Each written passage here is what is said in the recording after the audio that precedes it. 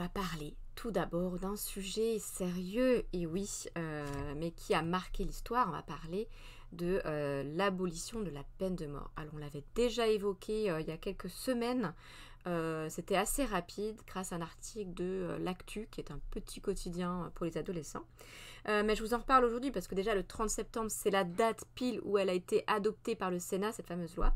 Et aussi parce que Robert Badinter, qui était ministre de la Justice à l'époque, a été interviewé par Libération, et que l'interview, franchement, elle est top. Pourquoi? Parce que ça nous permet de connaître son parcours à Robert Badinter, de connaître le contexte de la France à l'époque, et de comprendre un peu les questions qui sont là derrière ce grand thème qui peut faire peur, en tout cas qui prête à débat.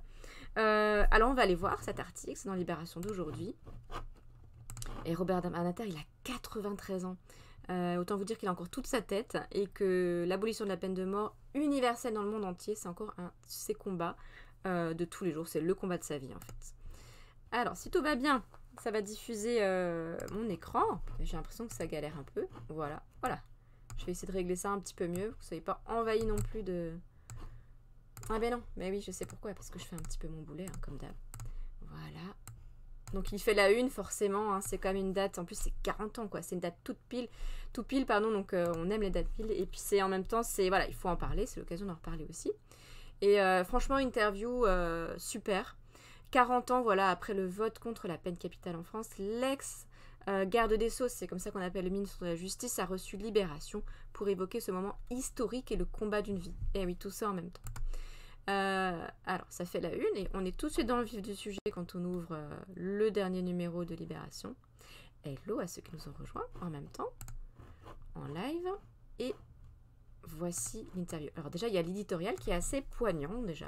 Alors l'éditorial, hein, c'est vrai que j'ai déjà dit, mais je le répète, c'est vraiment un endroit dans le journal où vous avez souvent, c'est le rédacteur en chef, ça peut être une autre personne aussi, qui exprime une opinion, sachant que en règle générale, dans le reste du journal, ça doit être assez neutre, où l'information doit être donnée de manière neutre. Et l'éditorial, on peut se lâcher. Tout est permis dans l'éditorial. Et là, c'est plutôt un joli éditorial qui nous est proposé par Alexandra Schwarzbrod. Ah, c'est un peu de l'allemand, ça. Ça veut dire pas noir, non? Si je dis pas de bêtises, si mon allemand est encore bon. Mais bref, combat. Bah oui, combat, ça résume tout. Ça résume Robert Badinter également. Et elle le dit, voilà, ils ont interviewé Robert Badinter, et c'était non sans émotion, et ce pour plusieurs raisons.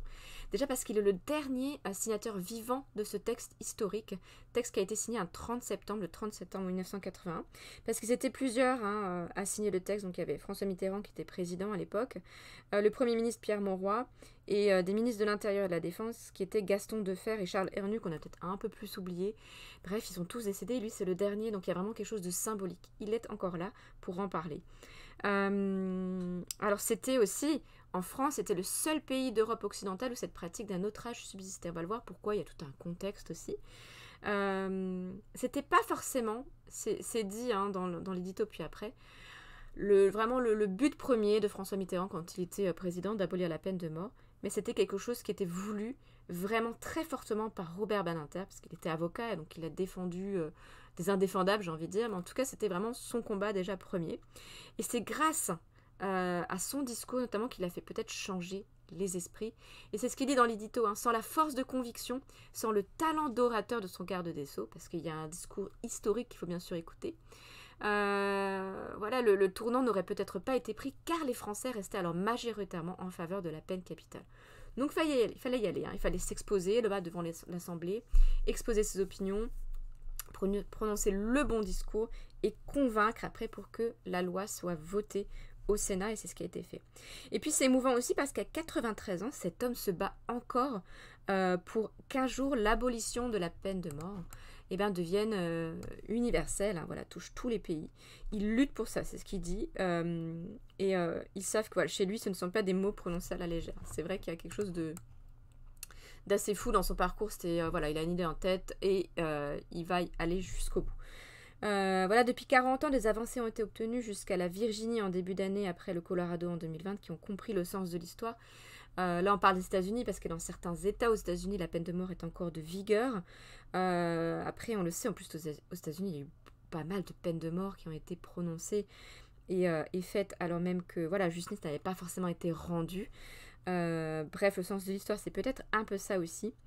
Et puis en plus, toutes les statistiques montrent que c'est pas dissuasif en fait la peine de mort. Hein. Il y aura toujours des tarés, des terroristes, des gens qui font du mal et que en plus il y a un lien très fort entre racisme et peine de mort, dictature, obscurantisme et peine de mort parce que la peine de mort elle est aussi en vigueur dans certains pays du monde parce qu'il y a des dictatures et voilà, ça va pas, l'un ne va pas sans l'autre et c'est ce qui est pointé du doigt aussi. Donc voilà, l'éditorial déjà, il nous met bien dans le bain du truc et de l'interview.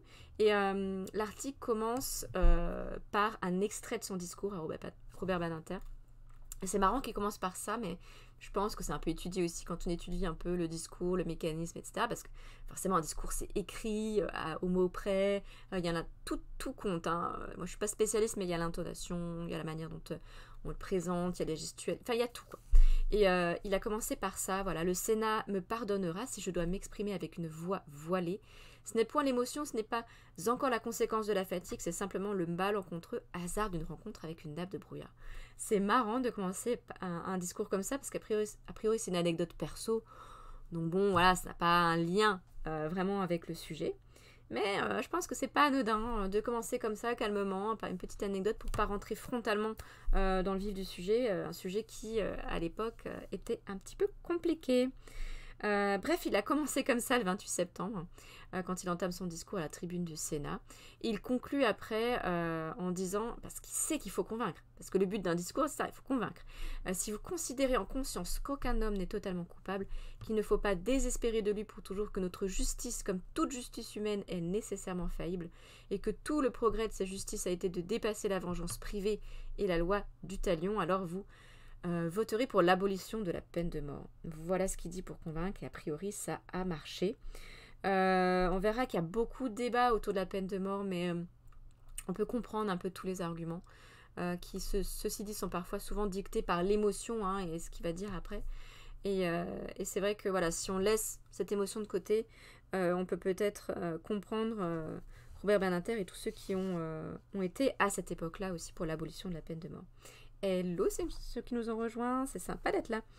Là, on parle de Robert Badinter qui, il y a 40 ans, s'exprimait à la tribune du Sénat pour défendre la loi pour l'abolition de la peine de mort. Et c'est une loi. Alors, ça devait aller super vite parce qu'en fait, les sénateurs n'ont que 2 jours pour adopter le texte dans les mêmes termes que l'Assemblée nationale. Donc, c'est genre 2 jours, quoi. Et finalement, l'abolition est définitivement votée 2 jours après son discours. Donc, c'est assez historique aussi, cette sorte de fulgurance du truc. C'est assez dingue. Dans l'interview, on apprend plein de choses. Alors déjà, on nous dit que 83 pays n'ont pas aboli la peine de mort, dont 55 l'appliquent encore selon Amnesty International. Et voilà, il donne des exemples. Hein. La Chine, en plus, c'est très particulier. On va voir une infographie après où c'est tout rouge, un rond rouge énorme. Pourquoi? Parce que c'est vraiment une dictature totale. On sait que la Chine, ils sont dans le tout contrôle, ils sont dans la censure, ils sont dans l'autoritarisme absolu. Et bien sûr qu'ils exécutent. Et en plus, on ne sait pas combien il y a d'exécutions. Hein, c'est un peu comme le Covid. Genre, il y avait 100 morts, mais en fait, on ne sait pas. C'est secret d'État. Tout est secret d'État, mais en général, quand c'est secret d'État, c'est que derrière, c'est pas très cool, quoi. Des pays extrêmes aussi, extrémistes, comme en Iran, en Arabie Saoudite, dans tous les États islamiques intégristes, voilà pourquoi on parle d'extrémistes, où on exécute même des enfants et des femmes. Ouais, ça arrive encore. Hein. En tout cas, il dit que c'est quand même toute la dynamique mondiale qu'il faut regarder, parce qu'il y a quand même une progression. Par exemple, en Europe, quasiment toute l'Europe a aboli la peine de mort, sauf un pays, le Bélarus. C'est un État stalinien pur et dur, donc à l'Est tout. Hein. Et là on peut clairement faire un lien entre dictature et peine de mort, et c'est tout le temps la même chose, c'est-à-dire il n'y a pas de dictature sans peine de mort, et on peut presque, non, on peut pas dire ça, il n'y a pas de peine de mort sans dictature, parce qu'aux États-Unis c'est quand même pas une dictature, mais en tout cas quand il y a dictature il y a peine de mort, et tout simplement pourquoi? Parce que le chef du parti au pouvoir il veut montrer qu'il a le droit de vie ou de mort sur ses citoyens. Voilà, donc c'est un moyen de faire pression aussi et de se faire respecter ou je ne sais quoi. Le côté un peu empereur antique, hein, voilà, quand il fait oui ou non, voilà, pendant les jeux, genre pour l'exécution, c'est un peu ça, le pouce levé ou le pouce comme ça. C'est exactement ça. Alors il remet aussi la France dans le contexte des années 81, parce qu'en 81, la France était le 35e État à abolir la peine de morts dans le monde. Le dernier de la communauté européenne, on était pas mal à la traîne quand même. Et ça s'explique par des raisons historiques. Alors déjà, il y a une décolonisation qui nous a enchaînés à la peine de mort jusqu'à la fin de la guerre d'Algérie. Donc c'est que ça a duré un moment, que c'était bien après la Seconde Guerre mondiale. Donc voilà, c'est une histoire dont on n'est pas très fier, faut le dire. Mais ça peut expliquer le retard aussi. Et aussi des raisons politiques, c'est vrai, liées à la personnalité des présidents de la République. Et puis l'attachement des Français à la guillotine. Ben oui, c'est bizarre, alors que c'est censé être le pays des droits de l'homme. Il y a ce côté un peu attachement à la guillotine. C'est assez bizarre, mais voilà, c'était comme ça aussi en 81. Alors, il y a eu des occasions ratées dans l'histoire, et ça, on en avait déjà parlé quand on avait lu le petit article de l'Actu. Déjà, pendant les Lumières, après les Lumières, c'est vrai que c'est un mouvement, enfin, c'est une période historique où vraiment il y a de l'humanisme. Enfin, voilà, on réfléchit beaucoup sur des sujets comme ça liés à l'homme, quoi. Et il y avait un Italien, c'est Cesare Beccaria, qui a été le premier à démontrer en 1764 l'inutilité de la peine de mort, mais vraiment on l'a oublié, moi je ne connaissais même pas. Il y a eu une abolition avant 80, c'était en 1795, pardon, et qui a été votée carrément par la Convention, mais en fait ça devait être effectif à compter du jour de la paix générale. Autant vous dire qu'elle n'est pas arrivée tout de suite, elle est a priori arrivée en 1802 avec Bonaparte, mais en tout cas c'était pas son truc, Bonaparte, l'abolition de la peine de mort, donc voilà. Ça ne s'est pas fait, mais il y a eu des sortes d'actes manqués, ou voilà, en tout cas des choses un peu ratées. Après, voilà, quand on est aux années 80, et puis même les années 70, il y avait une sorte d'attachement de l'opinion publique à la peine de mort, avec une sorte d'angoisse collective. Et il disait, c'est assez fou, parce qu'à l'époque, vraiment, la majorité des Français étaient très, très largement pour l'exécution capitale. Et lui, il était avocat, Robert Badinter, et c'est vrai qu'il a défendu des gens qui étaient vraiment indéfendables, voilà, parce que peut-être qu'il... Je crois qu'une des affaires qu'il a défendues, c'était pas forcément un homme qui avait tué, mais c'était un homme complice, et il avait été condamné à la peine de mort, et du coup, il l'avait défendu. Mais bref, c'est vrai qu'il était avocat dans des affaires qui sont très glauques, on peut pas le nier. Et il disait que c'était hyper virulent, parce que quand il est arrivé au tribunal, il y avait carrément des gens dehors qui criaient à mort, à mort. Donc voilà, on était vraiment dans cette atmosphère-là où voilà, c'était très ancré dans l'esprit des Français. Et puis voilà, les sondages même actuels montrent que en 2020, il y avait un sondage que 55% des Français étaient encore en faveur de la peine de mort. Mais ce qu'il nous dit, Robert Badinter, c'est assez intéressant. Il nous dit qu'on peut même monter à 62% maintenant, parce que... non, c'était en 80, c'était 62%. Il dit quand même que les chiffres, ils s'expliquent parce que les sondages sont souvent faits à l'occasion des grands crimes ou des attentats terroristes. C'est-à-dire quand il y a vraiment quelque chose qu'on vit collectivement comme quelque chose d'horrible, en fait, et bien forcément, après, il va y avoir un sondage. Et le sondage, il est un peu orienté par rapport à ce qu'on a vécu.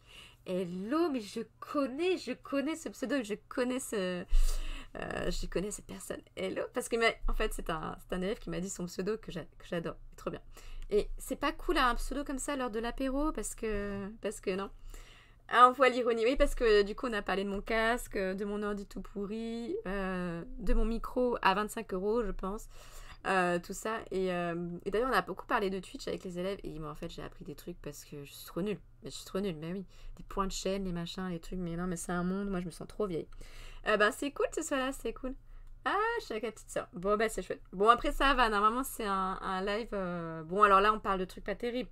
C'est-à-dire, on parle de la peine de mort. Donc, je sais plus quel âge a ta petite soeur. Mais sinon, tu lui bouches les oreilles. Mais c'est sympa d'être là, c'est cool. Ouais, on parlait de ça parce qu'il y a 40 ans, en fait, la peine de mort a été abolie. Donc, c'est-à-dire qu'elle est dans la loi. Il y a une loi qui est passée qui disait que c'était fini. Et du coup, on parlait de ça. Donc, c'est pas le super... À 7 ans, non, dis-lui. File, voilà. C'est pas top, mais en tout cas, c'est cool que tu sois là aussi. Non, mais je veux pas la traumatiser quand même. Parce qu'on peut en parler aussi sans qu'on ait des images ou quoi que ce soit. Ouais, donc moi je trouve ça intéressant quand il dit que dès qu'il y a un truc traumatisant qui arrive dans la vie des Français, hop, on fait un sondage derrière. Et du coup, ça influence vachement nos votes, quoi. On se dit, c'est sûr, on joue sur l'émotion et tout. Elle veut rester. Ok, je ferai attention. Voilà, c'est vrai que c'est pas faux. C'est pas faux ce qu'il dit, on peut le comprendre. Ouais, il dit une faveur de l'émotion que suscite le crime sanglant. Le crime sanglant. Et c'est vrai que quand on... Voilà, les sondages, ou que ce soit même les discours, faut jouer sur l'émotion. Et la peur, c'est l'émotion première qui fait qu'on arrive vachement à être, pas manipulé, mais à penser une chose ou un autre. C'est pas faux. Ouais, alors, il faut savoir qu'on peut pas enlever l'abolition de la peine de mort parce que c'est inscrit maintenant dans la Constitution. C'est Jacques Chirac, un ancien président, qui l'a fait inscrire dans la Constitution.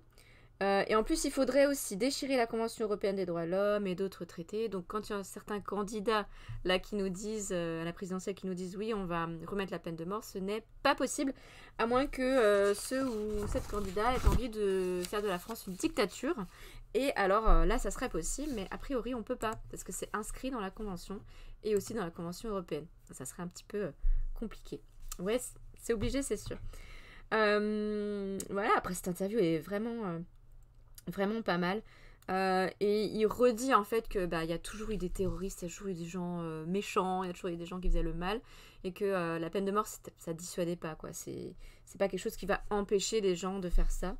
C'est pas trop le sujet. Après, il reparle aussi de l'époque voilà, où il a fait passer la loi, et pendant 10 ans après, il n'en a pas du tout reparlé. Il n'a jamais voulu faire conférence là-dessus. Voilà, il fallait vraiment que le Sénat vote conforme. Et puis après, et on lui a dit, mais jamais ça va passer, c'est pas possible, les Français, ils sont trop là-dedans. Et c'est passé. Et puis, le Sénat a voté l'abolition le 30 septembre à 12h25. Voilà, 30 septembre, 12h25, je faisais quoi? Je mangeais, voilà, pour fêter les 40 ans, j'étais en train de manger, comme la plupart des élèves d'ailleurs. Voilà, et puis lui, voilà, c'est son combat d'une vie. Pourquoi? Parce qu'il veut l'abolition universelle, c'est clair, c'est son truc. Et là, qu'est-ce qu'on voit? Ce magnifique graphique où on voit un gros point rouge. Et qu'est-ce que c'est? Eh bien, c'est la Chine. Ben oui, parce que la Chine, elle condamne à mort, exécute des milliers de personnes par an, mais sans révéler de chiffres exacts. C'est là qu'on se dit que c'est un peu comme le Covid, hein, ils nous disent 2000 morts, mais on peut peut-être multiplier par 1000, c'est possible. Ah, mais ok, c'était ça au menu de la cantine et tout. Parce que j'ai des petits... Parce que ouais, moi je mange pas à la cantine, du coup je connais pas tout bien les menus. Mais merci, tu mangeais pas de chips du coup. Ouais, avec la loi de l'enfant unique. Alors oui, alors ça c'est pas vraiment considéré je pense dans les chiffres comme ça. Mais effectivement la Chine, mais c'est fini je crois maintenant. A priori dans la loi c'est fini l'histoire de l'enfant unique. D'ailleurs c'est juste horrible. Mais oui, peut-être que les condamnations à mort, c'est vraiment quand on se dit un crime et hop, on est condamné pour un crime. Mais bon, ils ont fait plein d'exécutions. Et c'est ce qui était dit au début de l'article, c'est que dans certains pays, dont la Chine peut-être, des femmes et des enfants sont encore condamnés à mort. Donc voilà, c'est fou. Donc voilà, gros point rouge pour la Chine, c'est hyper énorme. Pourquoi? Parce que régime dictatorial, voilà, ils sont un peu tarés là-dessus. Donc voilà. Après, on voit voilà tous les pays extrémistes dont on a parlé, l'Iran, l'Afghanistan. Là, je pense que ça va grossir ce rond là, parce qu'on sait que les talibans sont de nouveau au pouvoir et que en matière d'exécution, voilà, ils sont pas en retard. Hein. Donc là, franchement, c'est pas terrible. Ah ouais, la Saint-Barthélemy où c'était sanglant, effectivement. Ah, c'est marrant que vous avez parlé comme ça en physique-chimie, mais ouais, pourquoi pas. Ouais, ben voilà, des épisodes sanglants aussi de l'histoire, et parfois, on n'est même pas obligé de remonter si loin, on peut... Voilà, c'est ça. Le point de la Chine est un petit peu énorme, mais voilà. De toute façon, la Chine, tout ce qui est un peu extrême, c'est toujours énorme. Quand on parlait de la dernière fois de censure d'Internet, le contrôle Internet, la Chine, c'est en énorme. Quand on parlait aussi... je sais plus de quoi on parlait aussi, mais bref, c'est souvent l'exemple à pas suivre. Voilà, ben là on a encore l'exemple là. Et puis voilà, juste pour revenir aussi là sur ce sujet-là et pour finir, en fait c'est pas mal parce que on peut constater que voilà, avant 81, les Français ils étaient vraiment pro peine de mort, alors que finalement il n'y a pas eu tant d'exécutions que ça. Les années qui ont précédé l'abolition. 2 fois en 72, une fois en 73, une fois en 76 et en 77. Donc l'idée c'est que c'était pas une question qui était vraiment centrée sur les cas concernés. C'était plus que nous dit Libération, c'était éthique et morale. Alors l'éthique c'est genre le bien, le mal. Et morale c'était est-ce qu'on peut le faire, est-ce que c'est bien de le faire, est-ce que c'est pas bien de le faire. Donc c'était vraiment une question un peu de philo quoi. Voilà, il fallait réfléchir là-dessus. Et c'est ça qui était voilà, plus pointé du doigt que vraiment les cas, puisque finalement il y avait peu d'exécutions. Pourquoi? Parce que les présidents qui ont précédé François Mitterrand, en fait, ils n'ont pas trop voulu s'attaquer à la question. Je pense qu'ils se sont dit, on s'en occupe pas trop. Mais personne n'était vraiment très sanguinaire, quoi, en tant que président. Donc bon, ils ont un peu occulté le truc, mais ils y sont pas... ils y sont pas, ils ont pas pris le sujet vraiment à cœur. Hello petite sœur de Lucas, j'espère que tu te bouges bien.